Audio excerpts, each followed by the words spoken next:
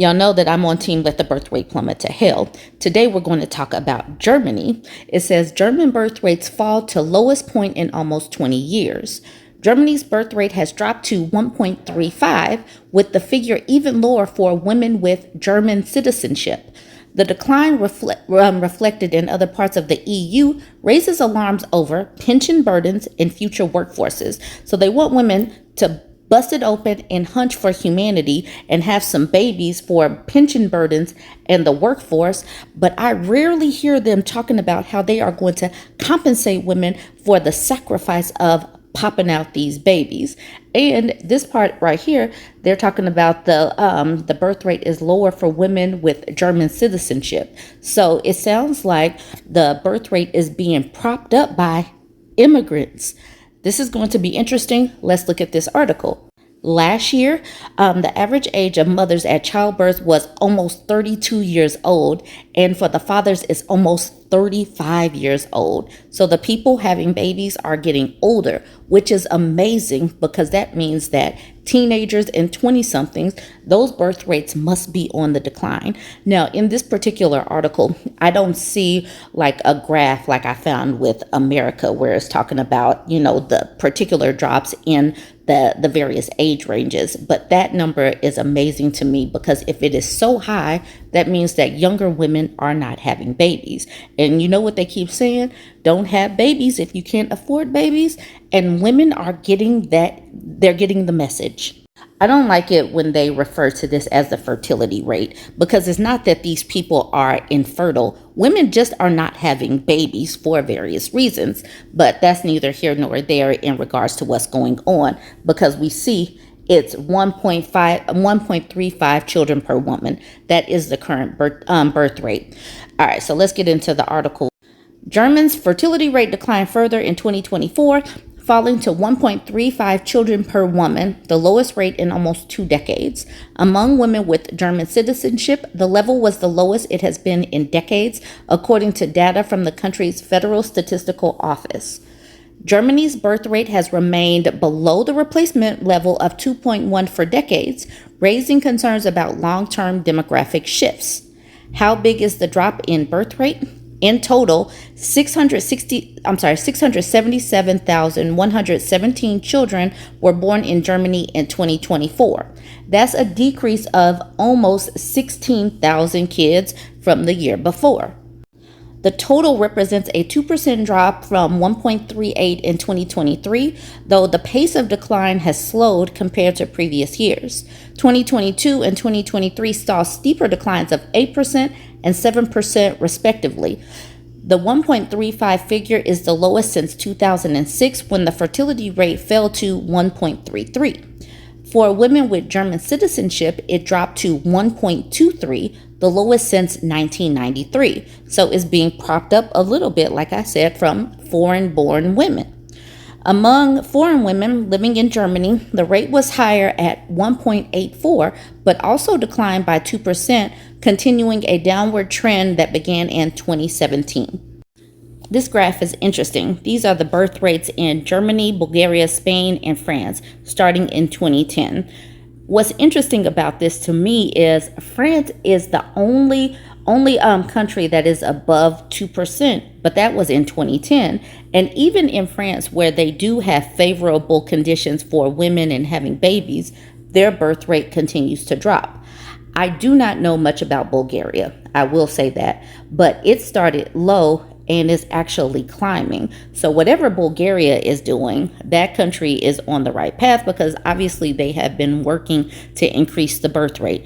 Now, this one, Germany, it started low, it went up, and now it dropped back down again. So I don't know what happened during this time when it was climbing and what made it go back down, but it's going down. And then we have Spain. We have definitely heard about Spain before in those conditions, and their birth rate looks like, man, is that about 1 child per woman? So they definitely have things that they need to tackle. But I just wanted you all to see this graph is definitely interesting to me. But Bulgaria was the most interesting because it's actually climbing when most of the other countries that we have talked about have been on the decline. How does the picture look across Germany? Among German states, Lower Saxony had the highest fertility rate at 1.42, while Berlin recorded the lowest at 1.21. Western Germany averaged 1.38 compared to 1.27 in the east. Thuringia in the east saw the sharpest decline, with this rate falling 7% to 1.24, while the southwestern state of Baden-Württemberg experienced the smallest drop, just 1%, landing at 1.39. At what age are Germans having children? Women born in 1975 who statistically reached the end of their reproductive years in 2024 had an average of 1.58 children, an increase from the record low of 1.49 from women born in 1968. This reflects a broader shift towards later life childbirth among women born in the 70s. In 2024, average age of mothers at childbirth was nearly 32 years old, and for fathers, nearly 35 years old, a trend that has remained stable since 2021. For first-time parents, the average age was 30.4 for mothers and 33.3 for fathers, maintaining a 2.9 or nearly 3-year gap. Since 1991, the average parental age has increased by nearly 4 years. The part that really makes me happy is the average age of first-time parents is over the age of 30. That is amazing. How does Germany compare with the rest of the EU? EU-wide fertility data for 2024 is not yet available, but Eurostat reports that the EU average in 2023 was 1.38, matching Germany's rate that year. Bulgaria led with 1.81 children per woman, while Malta is 1.06 and Spain 1.12 recorded the lowest. The declining birth rate, well below the replacement level, raises concerns about economic sustainability and pressure on pension and healthcare systems. This is the end of the article.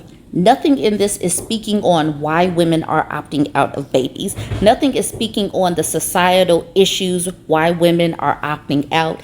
Absolutely nothing. And that is what I have been seeing when it comes to these birth rate articles. Absolutely nothing. They want women to bust it open and hunch for humanity, but they're not speaking on what they are going to do to incentivize women to pop out these kids.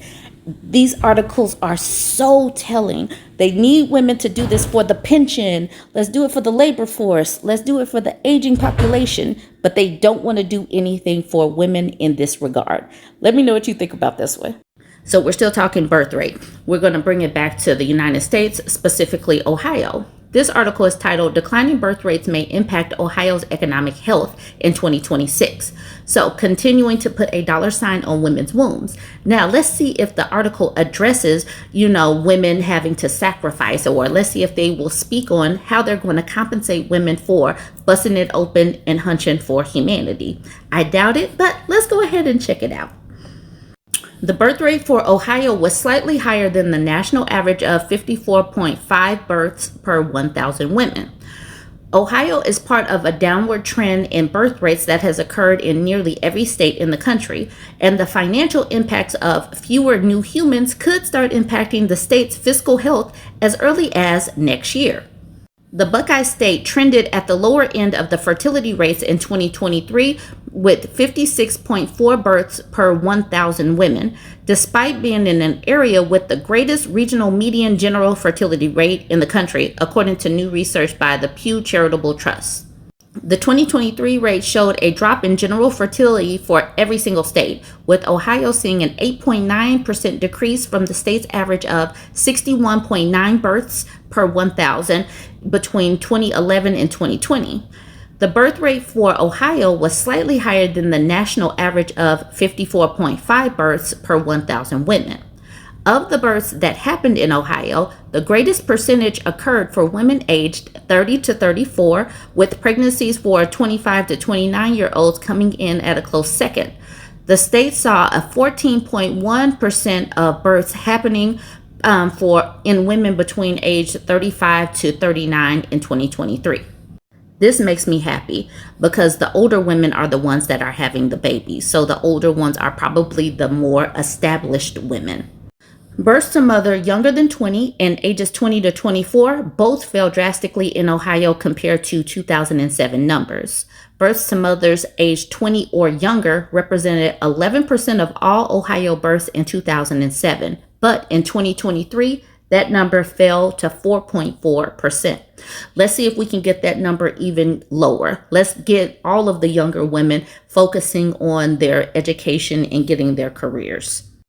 In 2007, 26.5% of births in the state were to 20 to 24-year-old mothers, but that rate fell to 19.2% in 2023. So a decrease in the ages 20 to 24 range. Great.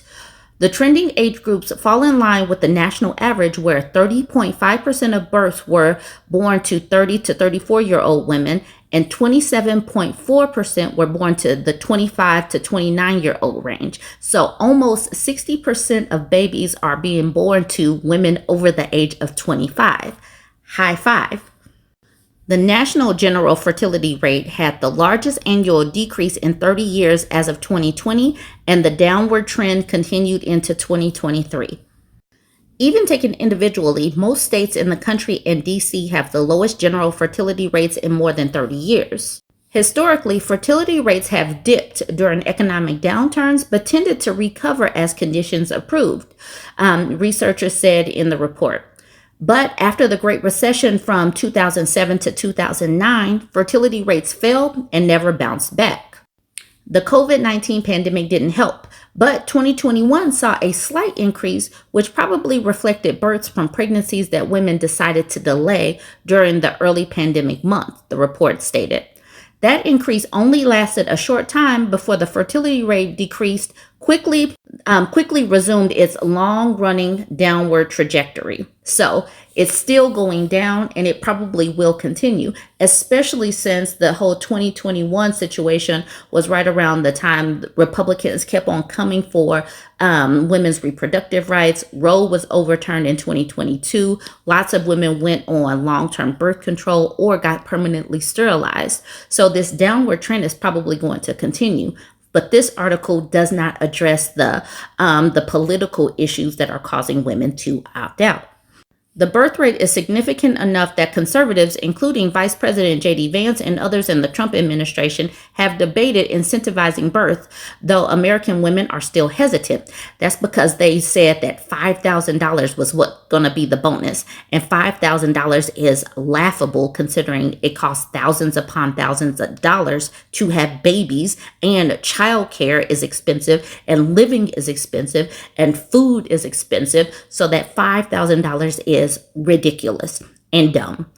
The Pew report said that women are genuinely having fewer children than previous generations, and the reasons range from financial concerns like student loan debt, housing costs, and the cost of childcare, to the desire for higher education levels or career success.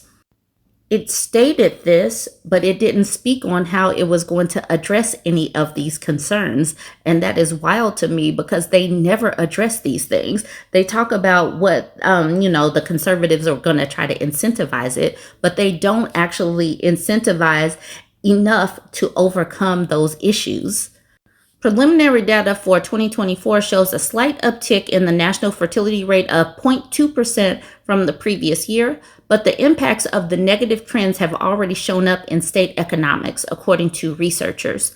Many of the short-term fiscal effects may prove positive for states, but over time, these smaller birth cohorts may create broader challenges. More immediately, less children means cost savings in areas like healthcare and education, according to the Trust research, with a reduction in teen pregnancies saving taxpayers billions when it comes to spending by the Centers for Disease Control and Prevention on safety net programs for young mothers, including Medicaid. But the long-term effects could mean increased pressures on state coffers, with the first of the smaller birth rate groups reaching adulthood in 2026, meaning a smaller group of working age adults that may eventually shrink tax bases and limit revenue growth. So it's all about tax revenues and workers, less workers. still, like I said, putting a dollar sign on women's wombs, but not actually addressing the concerns on why women are opting out. They say, have some babies for the taxes. Yay. So we have more people paying taxes and taking care of the elderly, but they do not say what they're going to do for women in any of these articles. That's what I look for as I'm reading these. State policymakers must reckon with the question of how best to navigate lower fertility rates and related fiscal impacts, Pew found in the report. And this is the end of the article. Nothing else, nothing that speaks on, the financial implications and what women must give up and why they don't want to do this for a measly $5,000. They don't talk about any of this.